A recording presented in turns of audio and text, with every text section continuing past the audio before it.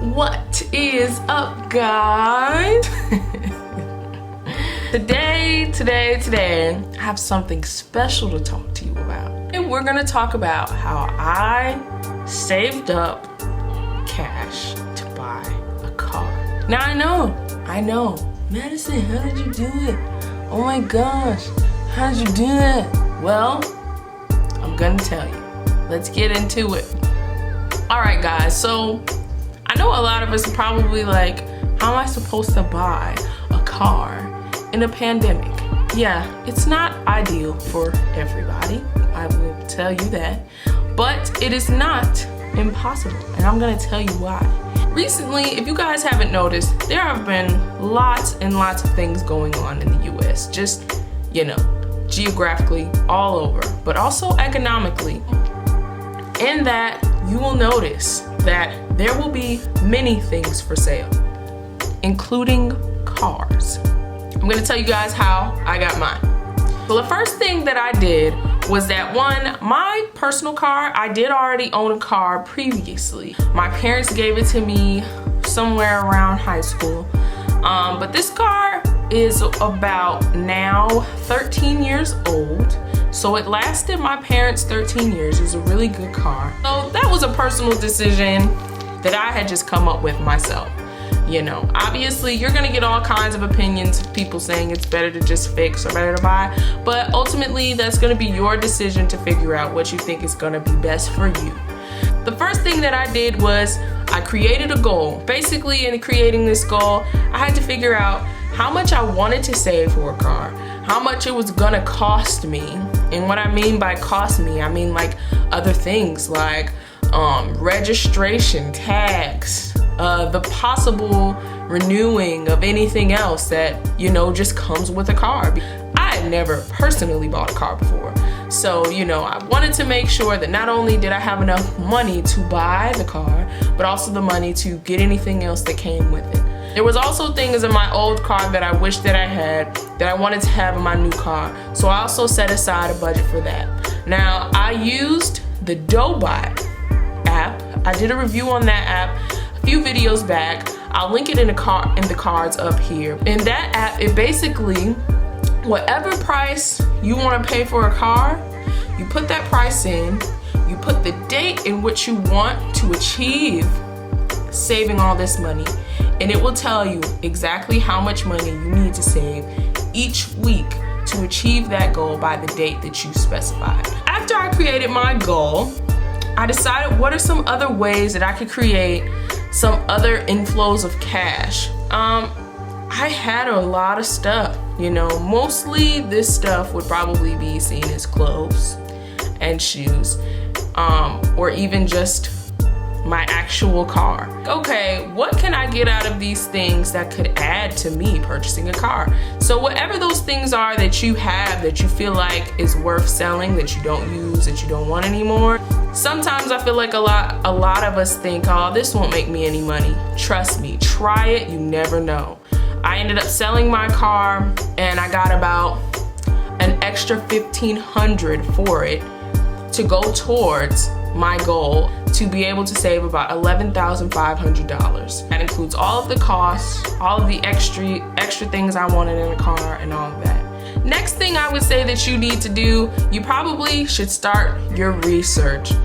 As a first-time car buyer, I am pretty sure there are many ways that dealerships or even people that are selling their cars can kind of get over you. And you want to make sure that you're educated in a way so that you don't get gypped, that you don't end up rolling off of the lot with a rusted car or a car that was just inaccurate. You want to make sure that you're not walking onto the dealership telling them how you're paying before you even came up with a price.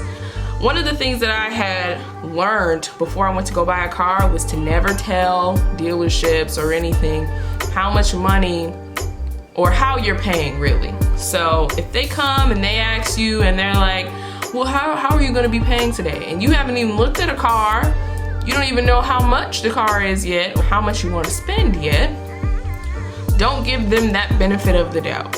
You just tell them, we can come up with a price, by the time I'm done, and I'll let you know my case. Because really they're only trained to be salesmen, not really financial people. And then also sometimes some dealerships, they do have upfront prices. So I would even say when they come to you with upfront prices, go ahead and try to negotiate, because you never know. After you've gone to the dealership, you've researched the cars online, you've seen everything you needed to see. Go ahead, go see the car, whether it's scheduling or just driving up there. Give it a test drive. Y'all know the whole shebang. Get on the highway, get on the streets, you know, get on some bumpy roads, take it high speed, whatever you gotta do to test drive the car, so you know that this is a really good car for me. Also guys, take your time. You know, you may not find the car that you want the first day, and that's okay. That was me. It literally probably took me, I was really determined, you guys, so I found my car within, I think it took me about a week to find the car that I wanted. I've been to about maybe 4 or 5 different dealerships, and I also had some people that I knew that were selling actual cars. Make sure everything works. You know, like I said, take your time when looking for a car. There's no rush. Don't let the salesman rush you. Don't let them try to tell you, oh, these cars are selling so fast. This car may not even be here by the time, you know, you may come back and have made your decision, so you may want to make it quick. Don't feed into that. You'll find your car. You will find your car, and whether it be there or at another dealership, don't let them pressure you. There's too many cars in the USA. That's all I'm saying. I'll just tell you the rest of my process. So I ended up buying my Honda Civic. It was originally priced at $11,500. I ended up paying about $10,600 for it. Now, I didn't know you get your tags, license plate, and registration at the dealership. Like I said, it was my first time buying a car. Mind you, I had budgeted to pay about $11,500 for all of that. I pretty much saved about $900 after negotiating on things, and then I had extra money to spend on things that I wanted for my car, to like customize it, you know, in ways of like getting car seats or whatever, which turned out really cool, really nice, and then even pocket some of the rest of the money to go towards other savings goals. Guys, I hope this video was helpful to you. This was just my car buying experience. It was actually really interesting, really fun. If I could say any words, I would say don't let this time discourage you. I know certainly right now in a pandemic, there's so much going on, and there is no rush to do anything except take care of your mental health and your physical health.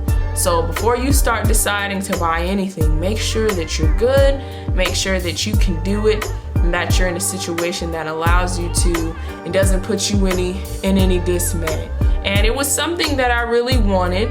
I felt like it was worth the investment, and I wanted to see if I could do it, and I did. I'm telling y'all because I know you can do it too. It's not impossible. It's very possible, and you just gotta put your mind to it. So yeah guys, that is how I bought my Honda Civic cash. So thanks for watching the video. Love y'all. Bye.